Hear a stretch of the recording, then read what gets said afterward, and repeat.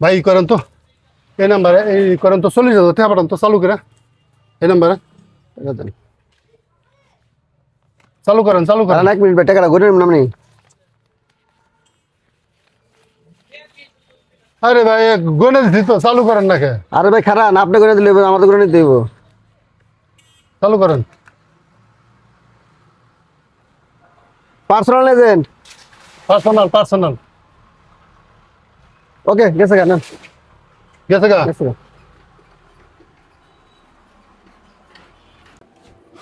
ভাই বাড়ির যাইতে না যাইতে আবার রিং দিছে ঠিক আছে এই নাম্বারে আবার 60,000 টাকা পাঠান এই নাম্বারে একটু আগে না এই নাম্বারে এই নাম্বারে 40,000 টাকা হ্যাঁ আবার এই নাম্বারে 60,000 টাকা এই নাম্বার আবার বাড়ির যাইতে না যাইতে আবার কইছে যে নাহলে সব সমস্যা হয়ে যাবে ঘটনা কি কোন তো? ঘটনা কিচ্ছু না ভাই চালু করেন তো দেন আপনি। ভাই আপনি যদি এই ঘটনা খুইলা না কন আমি 1 টাকাও পাঠাবো না। আপনি ঘটনা কন কি হইছে তারপর আমি টাকা পাঠাবো। আরে ভাই এটা কি কোন টাকা না পাঠাইলে আমার বিরাট ক্ষতি হয়ে যাবে তো কি ক্ষতি হইবে আমার কন, আমি এটা সমাধান আপনি দিব। কইলে কি এটা সমাধান দিয়া সমাধান দিমু।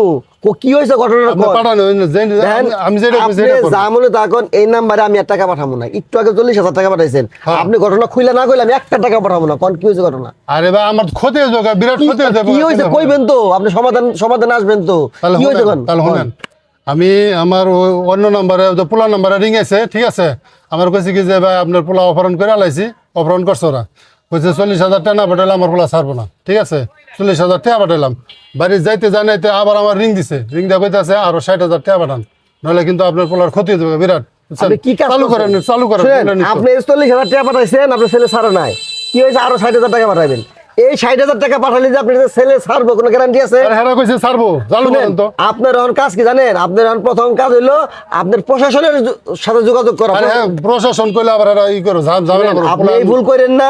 আপনি আমার চলেন, আপনার সাথে আমি যাবো, চলেন। আমার পোলা পাওয়া যাবে না প্রশাসন আরে শুনেন, আপনি যদি এখন প্রশাসনের কাছে না যান, এই 60,000 টাকা দেওয়ার পরে যদি আপনার ছেলে না ছাড়ে, তাহলে আপনি তখন কি বুঝতেছেন করবেন? না।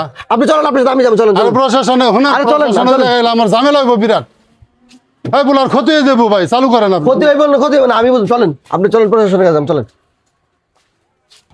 শুনেন, এই সময়টায় মাথা ঠান্ডা রেখে কাজ করতে হয়। আপনি হুট করে 40,000 টাকা দিয়ে দিলেন, আপনার ছেলে ছাড়লো না, আবার আপনি 60,000 টাকা দিতে চাইছেন। আপনার ছেলের ছাড়বো কোনো গ্যারান্টি আছে? এমন আছে আপনার ছেলের সমস্যা, আপনার ছেলের সমস্যা হইতে পারে। কি হয়েছে? হ্যালো এটা কার নাম্বার আমার মোবাইল হারাই গেছে, এটা আরেকজনের নাম্বার। এটা একটা কথা হইলো তো তোমার নাম্বারে আমি 40,000 টাকা পাঠালাম তোমার হলে ছিনতাইকারীরা ধরে আনছে হেই কি কো টেয়া বাড়াইছে মানে আমার তো টেয়া বাড়াও নাই, খারাপ আইতাছি আমি, রাহ। এই চালে বাইতে আচ্ছা ঠিক আছে এই যে না 40,000 টাকা দিয়ে দিলেন, আবারও 60,000 টাকা দেওয়ার লেগে রেডি হয়েছিলেন। দেখেন, যে কোনো কাজ করার আগে একটু ভাইবা চিন্তা তো করতে হয়, একটু যাচাই বাছাই তো করতে হয়। আপনার একজনের ফোন দিল, আপনি সাথে সাথে আপনি 40,000 টাকা দিয়ে আরে দিলেন। ভাই বাপ এত ঠেকছে পুলারি কি এটা সহ্য করা যায় এর ঠিক মধ্যে আছে, তাই বলে একজনের ফোন দিলে আপনি দিয়ে দিবেন, অন্তত যাচাইটা তো করবেন কেন ফোন দিতেছে, কি হয়েছে না হয়েছে। যাচাই করার মতো আমার মাথার মধ্যে এইসব- ধারণা নাই এর মধ্যে এইসব পরিস্থিতিতে আপনার কি করতে হবে জানেন? অতি বাসটা আপনার যেতে হবে, থানায় যেতে হইব।